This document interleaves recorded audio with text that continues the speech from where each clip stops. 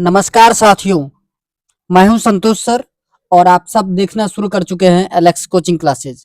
तो आज के इस वीडियो में मैं आपके साथ डिस्कस करने वाला हूं ओसवाल का सैंपल पेपर। ये क्लास 10th का स्टैंडर्ड मैथ है। आज से ओसवाल सीरीज चलेगा। ओसवाल का सैंपल पेपर, फिर सेल्फ असेसमेंट, ये सारे वीडियोज हमारे इस यूट्यूब चैनल पर आपको देखने को मिलेगा। ये क्वेश्चन पेपर अगर आपको सही से विजुअल है तब तो ठीक है, अगर विजुअल नहीं है, ब्लर आ रहा हो, तो आप लोग कमेंट करके बता सकते हैं।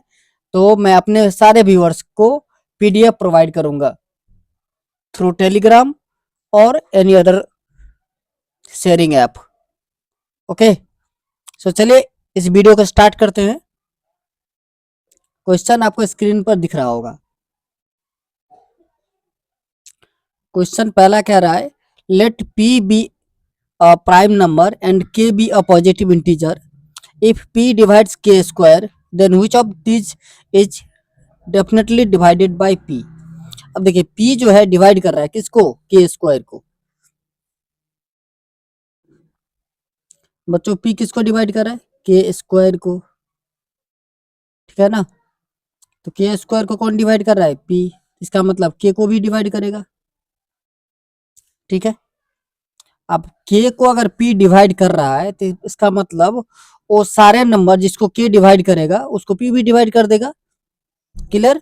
तो यहाँ पर ध्यान से देखो, k को k आराम इजीली डिवाइड कर देगा, 7 को भी k इजीली डिवाइड करेगा, 7 आएगा डिवाइड करने के बाद।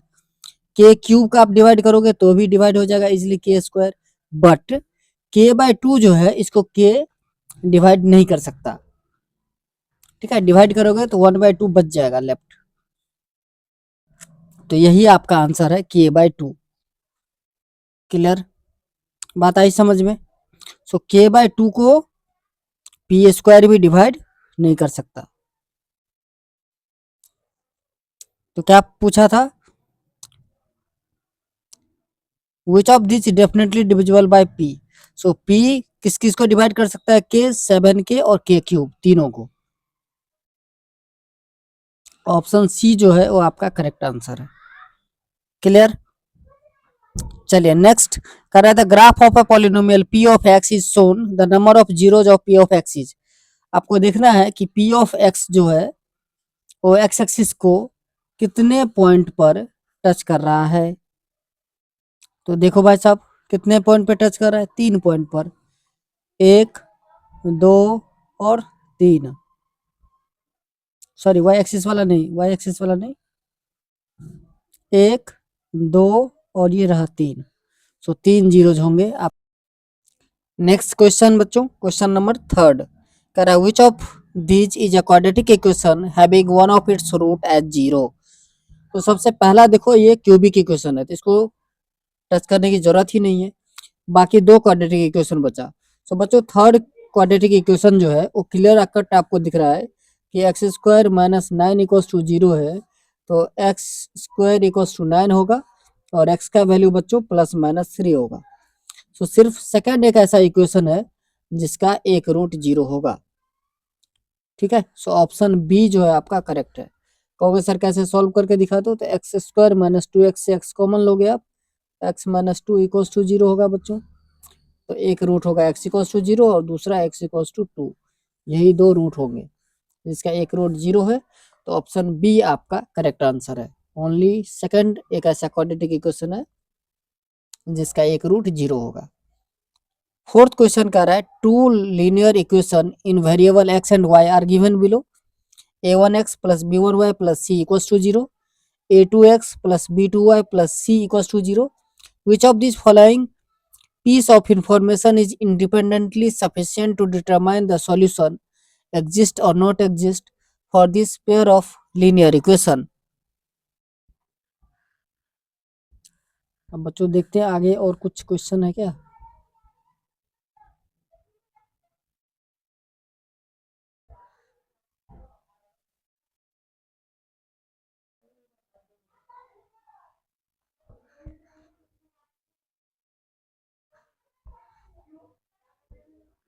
ओके, यहाँ पर कंडीशन आपको दे दिया है, a1 by a2 equals to a1 by b1 equals to a2 by B2 equals to 1। दूसरा है आपका A1 bye B2 equals to B1 by B2। तीसरा A1 by A2 equals to B2 by B1 not equals to 1। तीसरा A1 by A2 not equals to B1 by B2। ठीक है। सो कौन से option, option B में है, option A है fourth, option B है आपका 1 एंड 4।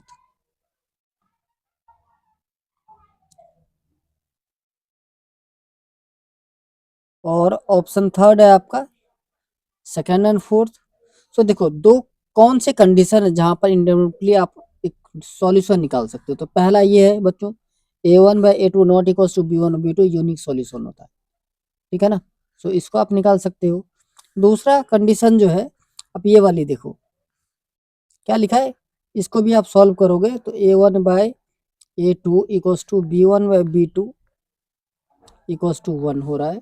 इससे भी हम सॉल्यूशन फाइंड आउट कर सकते हैं। ठीक है।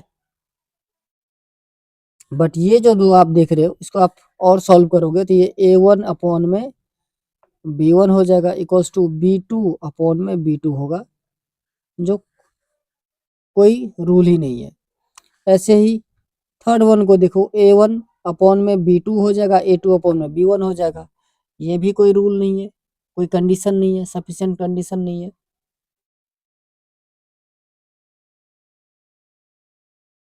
सो आपके जो है कौन कौन से ऑप्शन सही होंगे, तो बी वाला मतलब फर्स्ट और फोर्थ ऑप्शन जो है वो करेक्ट है, उससे हम वैल्यू निकाल सकते हैं। ठीक है जी, मिटा दें, समझ में आ रहा है। क्वेश्चन नंबर 5 करा the cylindrical bumps on top of Lego blocks are called studs.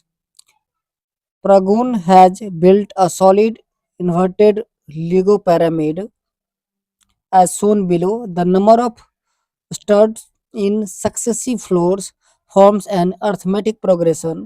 Paragon figures out that the sum of the number of studs used in first P floor is given by 6P square minus 2P. How many studs are there in the fifth floor? So बच्चों basically यहाँ पर Sn का value आपको दे दिया है। ठीक है, S P लिख सकते हो आप पी के फॉर्म में, तो या एस एन भी आप लिख सकते हो। तो क्या लिखा है 6P² माइनस का 2P। ठीक है बच्चों, यहाँ से आप S1 निकाल सकते हो, क्या होगा 6 इंटू 1 का स्क्वायर, तो 6 माइनस का 2 दैट इज 4। S2 निकालोगे आप तो 6 इंटू 2 का स्क्वायर, 2 का स्क्वायर 4 होता है बच्चों। तो 6 इंटू 4 24 माइनस 2 2 जा 4, सो आ गया 20। S1 बच्चों A1 के बराबर होता है, बहुत बार मैंने आपको बताया है। और S2 जो है A1 प्लस A2 होता है। ठीक है ना, S2 क्या होता है A1 प्लस का A2 होता है। से A1 प्लस A2 20 है बच्चों, तो A2 क्या हो जाएगा 20 इज 20 माइनस 4 16 हो गया। बात आ रही है आप लोगों को समझ में। तो आप D निकाल लो, D कितना होगा तो 16 माइनस 4 12 हो जाएगा। D कितना हो जाएगा 12। सो A 4 है और D 12 है। इतनी बात आई समझ में। अब हमें निकालना क्या है, तो A5 निकालना है। तो A5 होगा बच्चों A प्लस का 4D। A हमारा 5 है, तो 4 इंटू डी का वैल्यू 12। तो 5 प्लस 12 4 जा 48, सॉरी A4 था आपका। तो 4 प्लस 4 इंटू 12, तो 12 4 जा 48 प्लस 4 52। कितना आंसर आएगा बच्चों 52, जो आपका ऑप्शन डी में अवेलेबल है। क्लियर।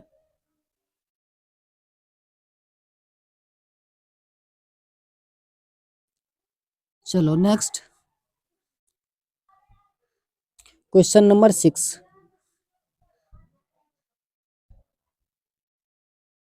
करा A51 B14 और C85 are the coordinates of the vertices of a triangle. Which of the following type of triangle will triangle ABC be? करा ट्रायंगल ABC जो है किस टाइप का ट्रायंगल होगा। सो बच्चों डिस्टेंस फार्मूला से सबसे पहले आपको AB निकालना है।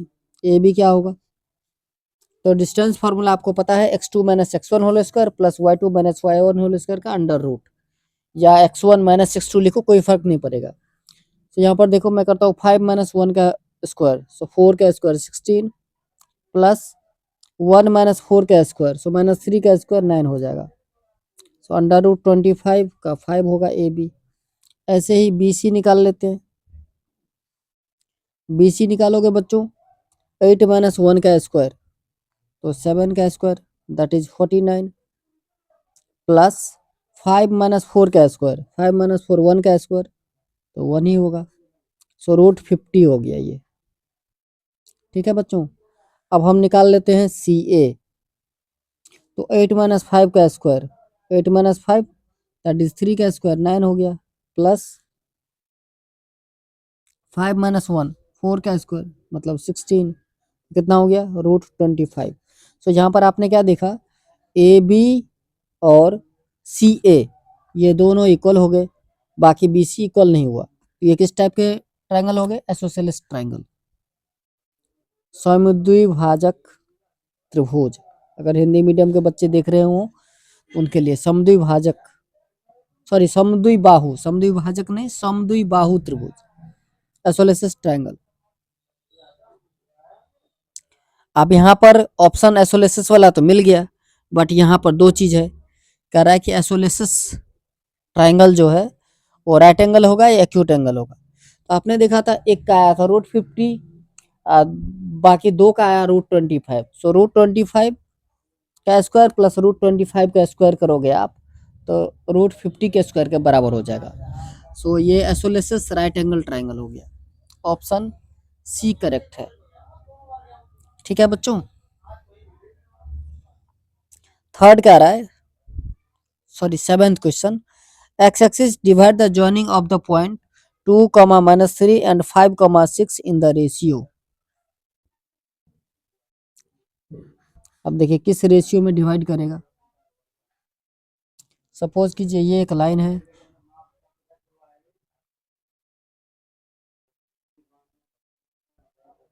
ये एक लाइन है, लेट इट बी ए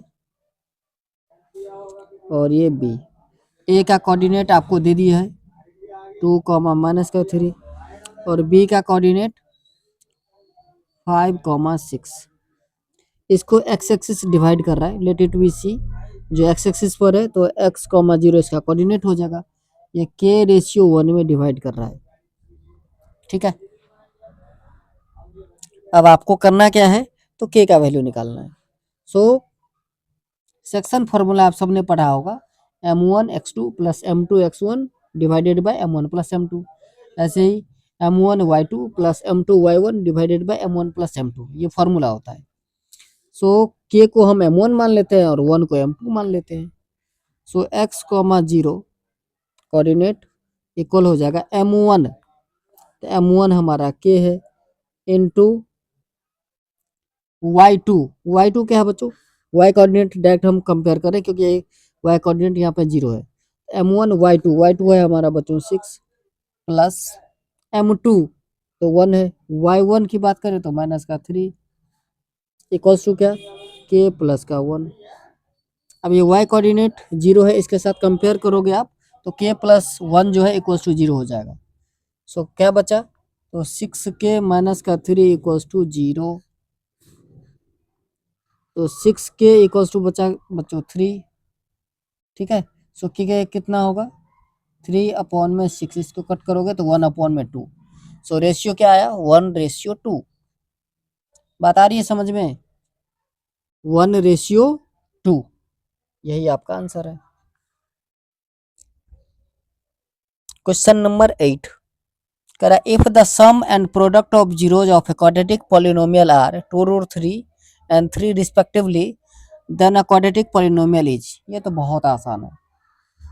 पहला आपको सम मतलब अल्फा प्लस बीटा, ये 2√3 दे दिया है, अल्फा इंटू बीटा ये भी दे दिया है, कितना आपको हो गया सर 3 दिया है। क्वाड्रेटिक पॉलिनोमियल के लिए फॉर्मूला होता है x² minus alpha plus beta into x plus alpha into beta. तो x² माइनस 2√3x और प्लस का 3, यही आपका आंसर है। अब चेक करो कौन सा ऑप्शन है, फटाफट से ऑप्शन चेक कर लो। ऑप्शन सी आपको दिख रहा होगा जो करेक्ट आंसर है।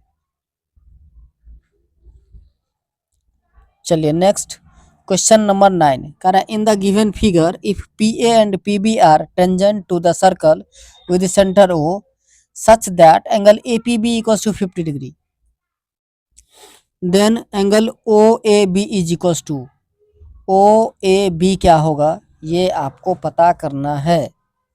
सो बहुत आसान, ठीक है ना, बहुत आसान होने वाला है ये क्वेश्चन। अब सबको पता होगा कि रेडियस जो है वो पॉइंट ऑफ कांटेक्ट पर परपेंडिकुलर होता है, सबको पता है जी, या कोई किसी को कोई कंफ्यूजन है तो बताइए, किसी को कोई कंफ्यूजन नहीं। सो देखो बच्चों ये 50 डिग्री है, ये एंगल आपको 90 डिग्री होगा, ये 90 होगा और ये भी 90 होगा। ओ ए पी बी एक क्वाड्रिलेटरल बना रहा है, तो एंगल ओ का वैल्यू कितना हो जाएगा, एंगल ओ कितना हो जाएगा बच्चों, एंगल ओ हो जाएगा आपका 360, आपको कितना माइनस करना है 90 प्लस 90 180 प्लस 50 230, 230 अगर माइनस कर लोगे आप 360 से तो कितना आएगा 130 डिग्री आएगा। क्लियर है। सो एंगल ओ का वैल्यू आपको पता चल गया कितना 130 आएगा। ठीक, अब एक चीज देखिए ओ ए और ओ बी इक्वल होगा, क्यों इक्वल होगा, क्योंकि दोनों रेडियस है, तो ओ ए बी जो है वो एक एसोसिएटेड एंगल बन गया, ठीक है ना, जितना एंगल ओ ए बी होगा उतना ही एंगल ओ बी ए होगा। इतनी बात आ रही है समझ में। अच्छा अब देखिए ए पी बी आपको 50 डिग्री दिया,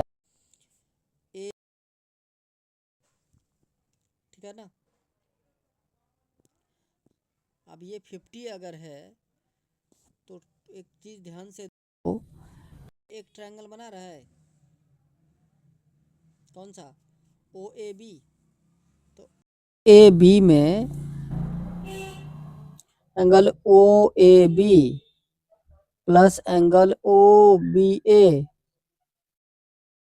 प्लस का एंगल ओ कितना आप हो गए 180 डिग्री, ठीक है ना। सो देखिए ये ओ ए बी और ओ बी ए दोनों इक्वल होगा क्योंकि एसएलएसएस ट्रायंगल है। So 2 times of angle O A B equals to 180 degree minus angle o, angle o कितना था तो 130 डिग्री, बचा कितना बच्चों तो 50 डिग्री, 2 से कट कर दो ना तो 25। सो आपका आंसर कितना आया, angle O A B equals to 25 degree. Clear. So आपका एंगल ओ ए बी का वैल्यू पता चल चुका है और वो है 25 डिग्री जो ऑप्शन ए में अवेलेबल है। आई होप आप लोगों को समझ में आ रहा होगा। चलिए सो ये था क्वेश्चन नंबर 9, अब हम चलते हैं question number 10।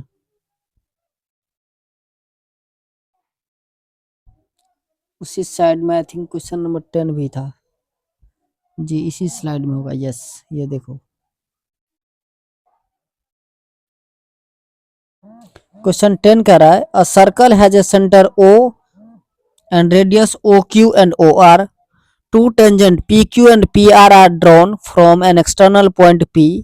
In addition to the above information, which of these must also be known to conclude that the quadrilateral PQOR is a square? अब बच्चों सबसे पहले तो हमें करना क्या पड़ेगा, तो फिगर बनाना पड़ेगा तभी पता चलेगा, चलेगा नहीं तो फटाफट से मैं फिगर बना लेता हूँ। सपोज कीजिए एक ये सर्कल है, ठीक है, अब एक एक्सटर्नल पॉइंट से दो टेंजेंट ड्रॉ करना है। अरे सर्कल कहाँ भाग गया भाई साहब,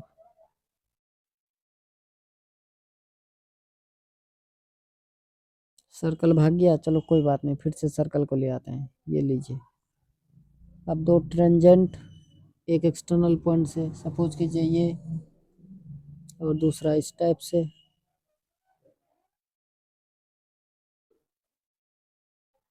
ये इसका सेंटर होगा, तो यहाँ से दो लाइन,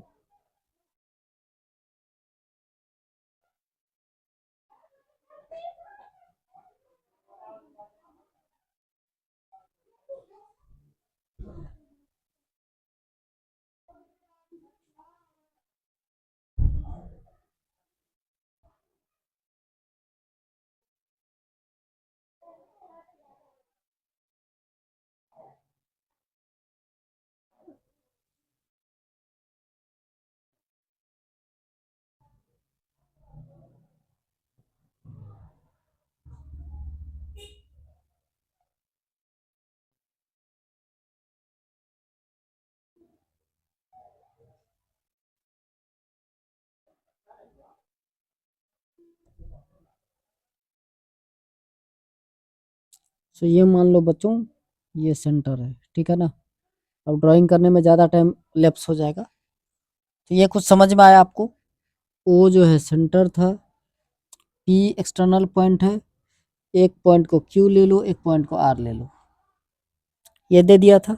अच्छा, कह रहा है अब क्या क्या कंडीशन चाहिए। कह रहा है O Q and O R R at angle of 90 degree, O Q and O R at an angle of 90 degree. दूसरा, the tangent meet at an angle of 90 degree. So बच्चों ध्यान से देखो, ये भी 90 होना चाहिए स्क्वायर होने के लिए, ये भी 90 होना चाहिए, ये भी 90 होना चाहिए, और ये भी 90 होना चाहिए, ठीक है ना। सो ये दो चीज के लिए हमारा क्या हो सकता है, कह रहा है अब क्या होना चाहिए, एक कोई कंडीशन चाहिए जिससे 90 डिग्री हो जाए। तो या तो पहला ओ क्यू और ओ आर जो है वो 90 डिग्री पर हो, ठीक है, या फिर दूसरा, सो आइदर फर्स्ट और सेकंड, दोनों भी कोई कंडीशन अगर आता है तो वो स्क्वायर हो जाएगा। सो आपका ऑप्शन जो है वो सी बिल्कुल करेक्ट है, ठीक है, क्योंकि दोनों कंडीशन सही है ना, तो कोई एक हो जाए तो वो स्क्वायर हो जाएगा, कंडीशन दोनों सही है। सो ऑप्शन सी आप टिक करके आओगे।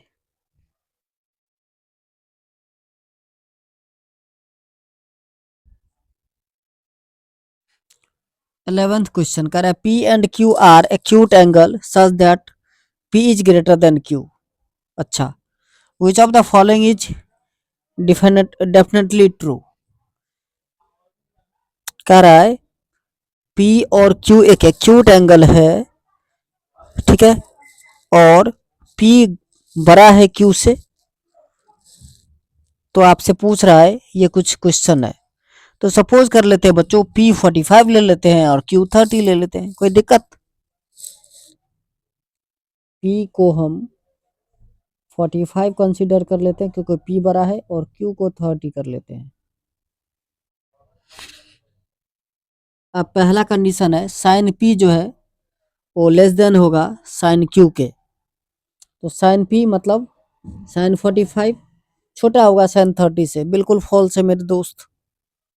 दूसरा है कि टेन पी ग्रेटर देन होगा टेन क्यू से, तो टेन पी मतलब टेन 45 कितना होता है इसका वैल्यू, आप हो गए 1, और टेन 30 1/√3 होता है मेरे बच्चे, तो ये बिल्कुल सही हो गया, ट्रू है।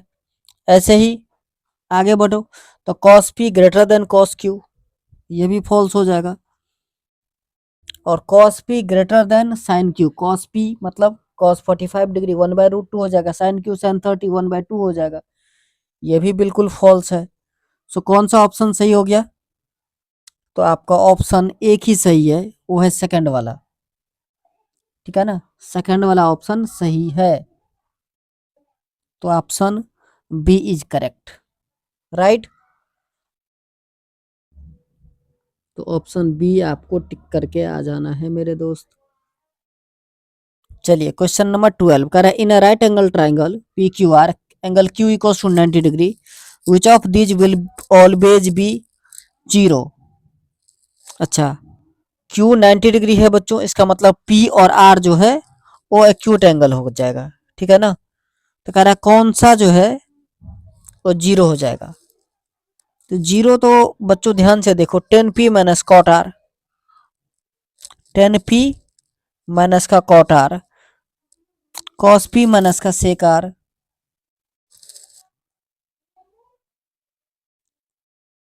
क्या हो सकता है, चेक करो। सपोज करो आप, हम एक राइट एंगल ट्राइंगल ले लेंगे कुछ इस टाइप से, ये 90 डिग्री है, ठीक है, ए बी सी ऐसे करके ले लो आप, ये 90 डिग्री। अब आप यहाँ पर चेक करो 10p माइनस कॉट आर, तो ये जो है आपका वो जीरो हो जाएगा, 10p माइनस कॉट आर जो है आपका जीरो हो जाएगा। ओके सर कैसे, तो 10p सपोज करो ये p है, ठीक है, ये q है और ये r है, तो 10p अगर आप निकालोगे तो यहाँ पर 90 बनेगा, तो ठीक सामने वाला परपेंडिकुलर, सो b अपॉन में a हो जाएगा, माइनस कॉट आर निकालोगे तो ये सामने वाला परपेंडिकुलर, तो ये बेस हो जाएगा, मतलब b अपॉन में a, तो जीरो होगा। सो 10p माइनस कॉट आर जो है आपका वो जीरो होगा, और बाकी दोनों जो है वो जीरो नहीं होंगे। सो ऑप्शन बी जो है आपका वो करेक्ट आंसर है। बच्चों आ रहा है बात समझ में।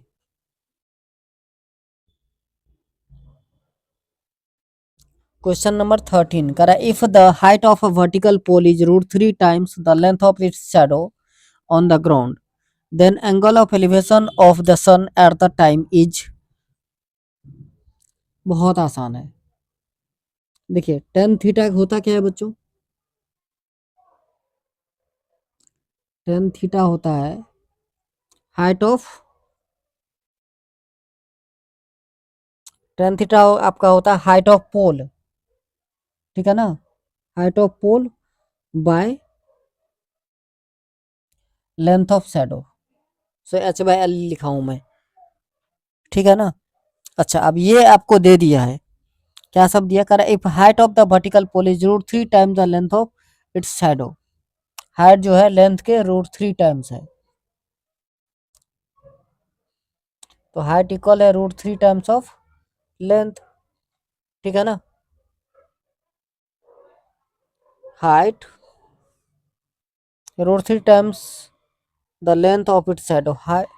If the height of the vertical pole is √3 times the length of its shadow,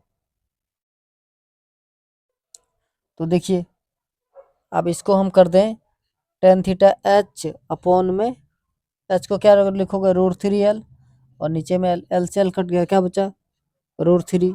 अब √3 किसका वैल्यू होता है, तो टेन 60 डिग्री के, पता चल गया थीटा कितना होगा 60 डिग्री, ठीक है जी।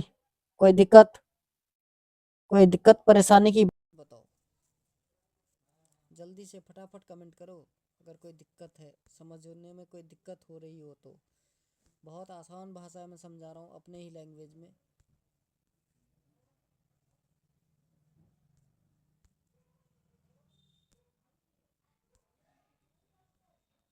चलिए नेक्स्ट क्वेश्चन नंबर 14 कर so below is a circle with centre o chord m n subtend an angle o which of these is a true for the given circle x by 360 degree is equals to length of mpn by circumference of the circle। दूसरा है x by 360 is equals to area of the minor sector by area of the circle. इसमें कौन सा option सही है, सो देखिए हम arc length के बारे में क्या पढ़े हैं? आर्क लेंथ होता है बच्चों थीटा अपॉन में 360, थीटा अपॉन में 360 इंटू 2πr, राइट, यही पढ़ा है हमने। और एरिया ऑफ माइनर सेक्टर क्या होता है? x अपॉन में 360 इंटू πr², मतलब थीटा अपॉन में 360 इंटू πr², यही होता है, ठीक है ना। अच्छा, अब देखिए यहाँ पर अगर लेंथ ऑफ एमपीएन, एमपीएन क्या है हमारा? तो लेंथ हमारा एमपीएन जो है वो लेंथ ऑफ आर्क लेंथ है, ठीक है ना। So R 360 x/360 into circumference equals to हो गया लेंथ ऑफ एमपीएन, तो ये तो बिल्कुल सही है, ठीक है।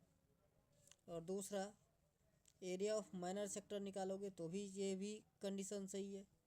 सो दोनों सही है, तो बोथ फर्स्ट एंड सेकंड होगा।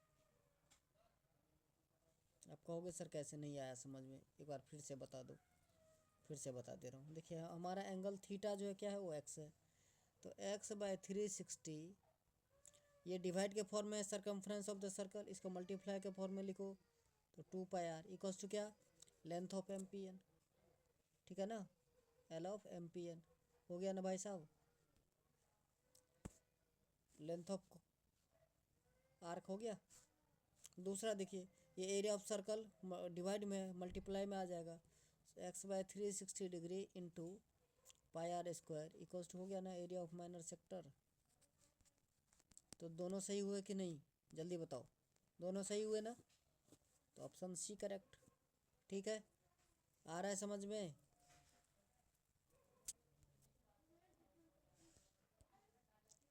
चलो क्वेश्चन नंबर 15 दूसरे स्लाइड में है, अभी देखा था हम लोगों ने, यस ये रहा ये स्लाइड, क्वेश्चन नंबर 15 के लिए कर रहा था सम ऑफ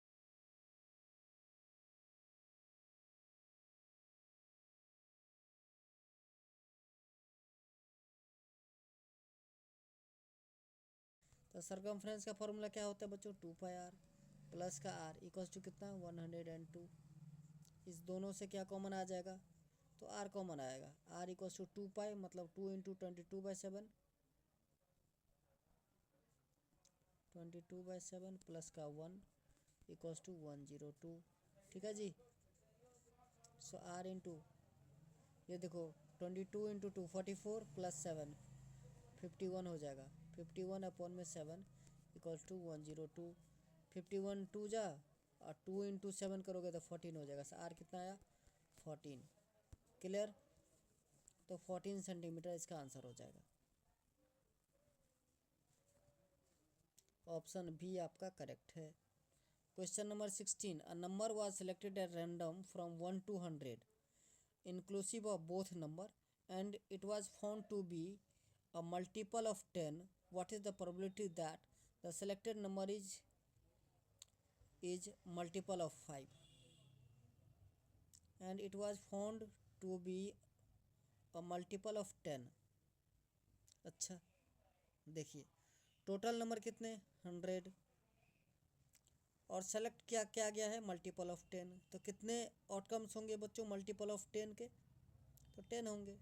10 10 जा 100 और 10 1 जा 10, 10 2 जा 20, 10 3 जा 30। पता है आप लोगों को 10 का टेबल? सो 10 होंगे, ठीक है। अच्छा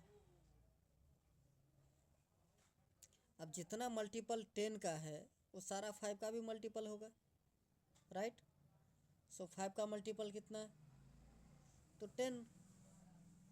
तो प्रोबेबिलिटी कितना हो गया बच्चों? 5 का मल्टीपल 10 और 10 का भी मल्टीपल 10। सो 10/10 कितना हो गया? 1। यही तो आंसर है, आया समझ में? अरे 1 से लेकर के 100 तक के नंबर में हमारा जो सैम्पल स्पेस है वो 10 का मल्टीपल लेना है। तो 10 का मल्टीपल कितने? 10।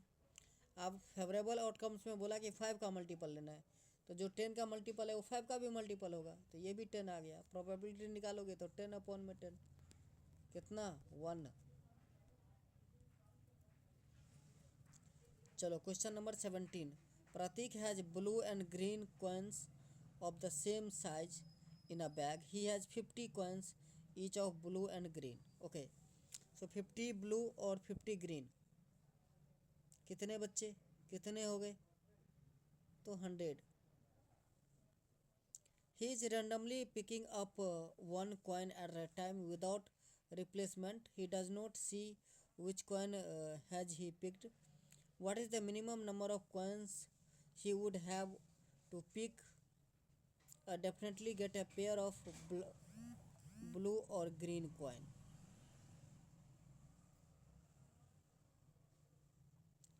देखो प्रतीक के पास जो है टोटल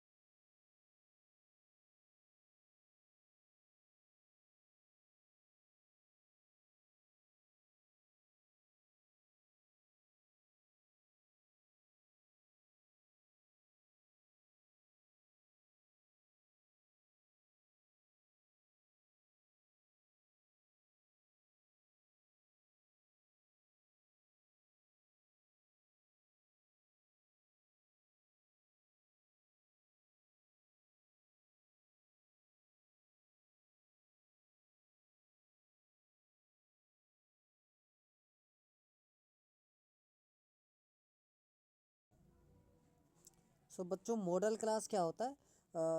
मोड होता है जो नंबर सबसे ज़्यादा बार रिपीट हुआ हो, ठीक है, number that appear maximum time. So यहाँ पर देखिए सबसे ज़्यादा जो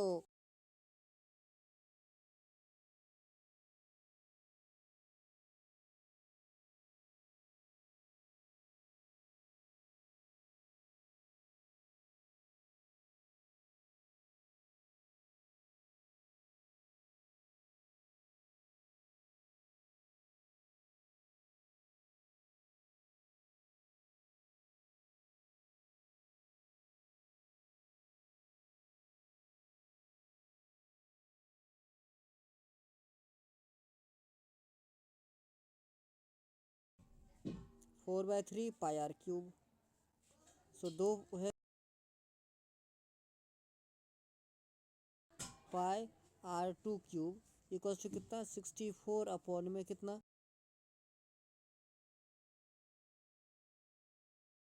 ऐसे 4/3 पाई कट गया था तो क्यूब रूट ऑफ कितना 64/27